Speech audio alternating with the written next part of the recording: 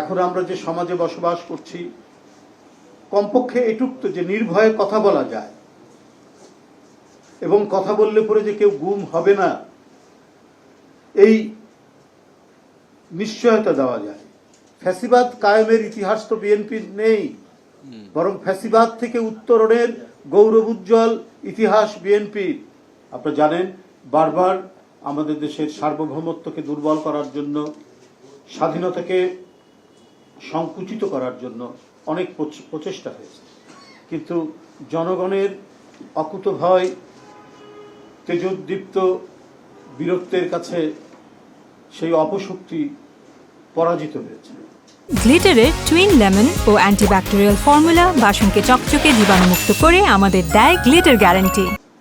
স্বাধীনতার যে মূল মন্ত্র ছিল গণতন্ত্র, সেই গণতন্ত্রকে পরবর্তী পর্যায়ে নানাভাবেই বন্দী করা হয়েছে, অথবা সেটিকে মৃত ঘোষণা করা হয়েছে।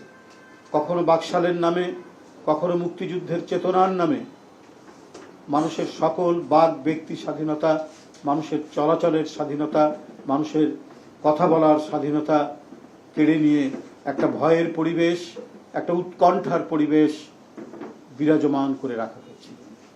আমরা স্বাধীনতা উত্তর যে পরিস্থিতি দেখেছি বাকশাল কায়েমের মধ্যে দিয়ে, আবার 2009 সাল থেকে 2024 সালের 5ই আগস্ট পর্যন্ত আমরা সেই বিভীষিকার নতুন ভয়াবহ রূপ আমরা দেখেছি। গুম, খুন, গুপ্ত হত্যা আর ক্রস ফায়ারের এক ভয়ঙ্কর পরিবেশের মধ্যে গোটা জাতিকে বন্দী করে রাখা হয়েছে।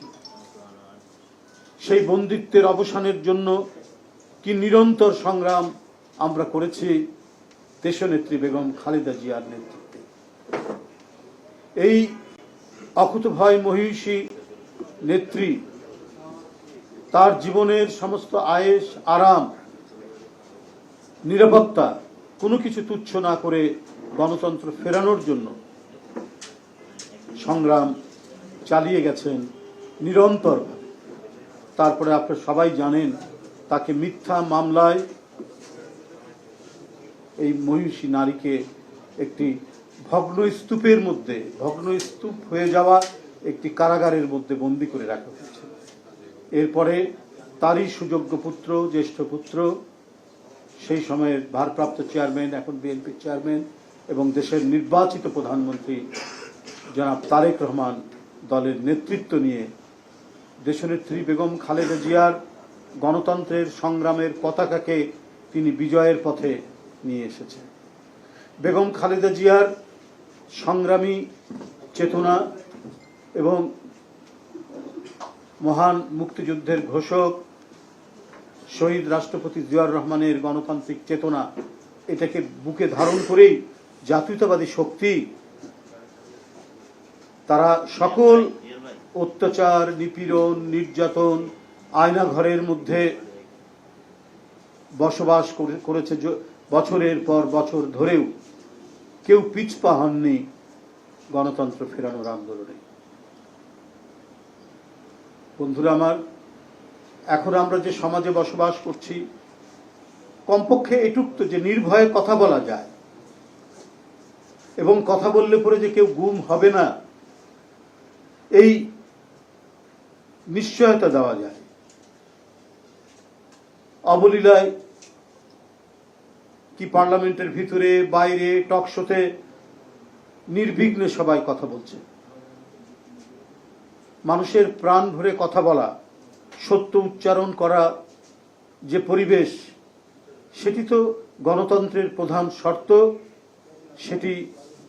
সেই অঙ্গীকার পূরণে জনাব তারেক রহমান নিরন্তরভাবে কাজ করে গেছেন। এখনো প্রতিনিয়ত তার বিরুদ্ধে বিষোদ্গার করা হচ্ছে। বিএনপির যে সরকার, বিএনপি যে জোট সরকার, সেই সরকারের বিরুদ্ধেও বিষোদ্গার করা হচ্ছে।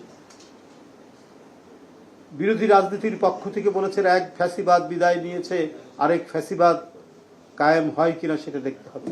ফ্যাসিবাদ কায়েমের ইতিহাস তো বিএনপির নেই, বরং ফ্যাসিবাদ থেকে উত্তরণের গৌরবোজ্জ্বল ইতিহাস বিএনপির। 15ই আগস্টের আপনারা জানেন যে পরিবেশ তৈরি হয়েছিল এই দেশে 1975 সালে, যে ষড়যন্ত্র, চক্রান্ত, রক্তাক্ত অধ্যায়, সেইখান থেকে 7ই নভেম্বর সিপাহী জনতার বিপ্লবের মধ্যে দিয়ে গণতন্ত্রের উত্তরণের এবং চক্রান্তকে প্রতিহত করার মধ্যে দিয়ে এবং স্বাধীনতা সার্বভৌমত্বকে শক্তিশালী করার মধ্যে দিয়ে রাষ্ট্রস্বাধীন রাষ্ট্রপতি জিয়াউর রহমান যে ইমারত তৈরি করেছিলেন গণতন্ত্রের, সেই ইমারতেই উপর ভিত্তি করেই বিএনপি তার রাজনৈতিক আদর্শ এবং রাজনৈতিক সংগ্রাম অব্যাহত রেখে সেই ইমারতকে ভাঙা হয়েছে বারবার, কখনো সামরিক আইন দিয়ে, কখনো নব্য বাকশালী প্রচেষ্টা দিয়ে, জোর করে 17 বছর ক্ষমতা থাকার মধ্যে দিয়ে এগুলো করা হয়েছে।